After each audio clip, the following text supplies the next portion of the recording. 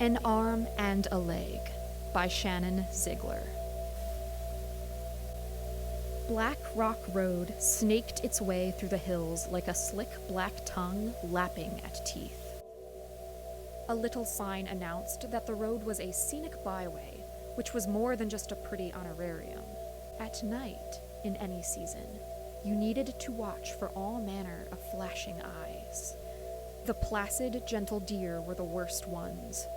One wrong move could startle them, and the poor things would fling themselves into traffic, snapping their necks against oncoming steel.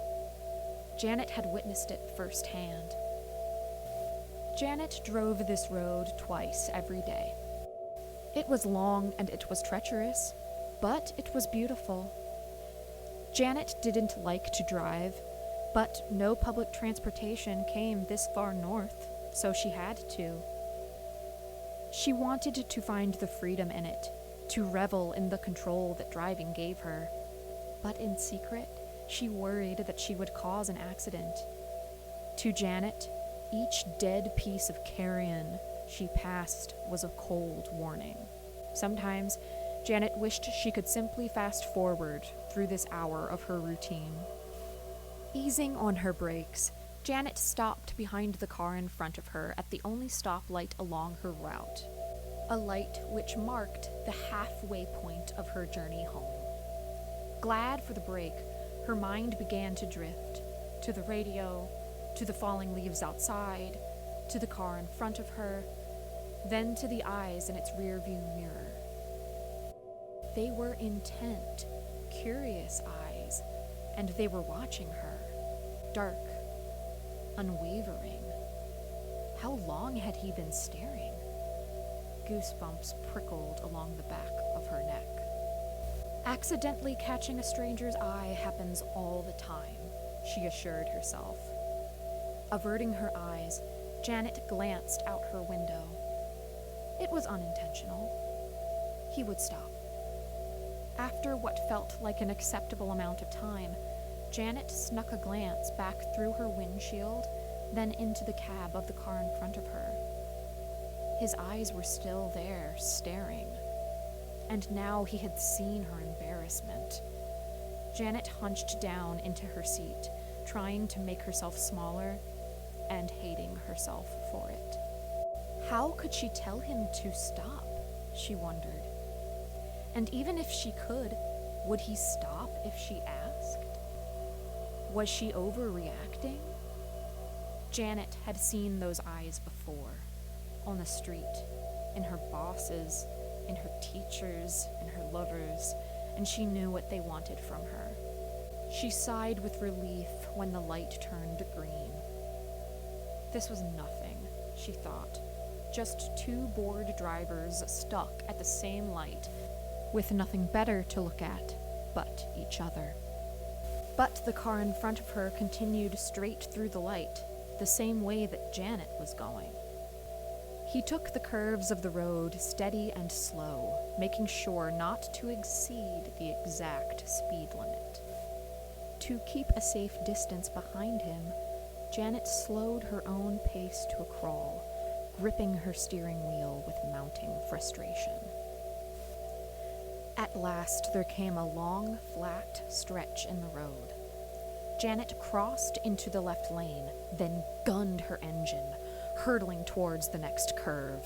But the other car never fell behind her. It kept a steady pace with her, blocking her from merging. Barreling around the bend, Janet yanked the wheel to the right with an angry squeal of her tires, jerkily skidding back behind him into the right lane. If another car had been in the left lane, they would have collided. Fuming at the crossroads between terror and rage, Janet resumed her snail's pace behind him. Did he care that she had almost crashed her car? He knew what he was doing.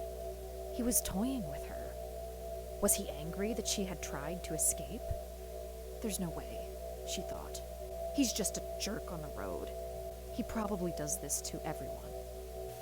Glancing at the clock, Janet saw that it was 6:42 p.m. 'm. On any other day, she would have been home by now. Janet stayed behind the car for the rest of the way, chewing the inside of her cheek.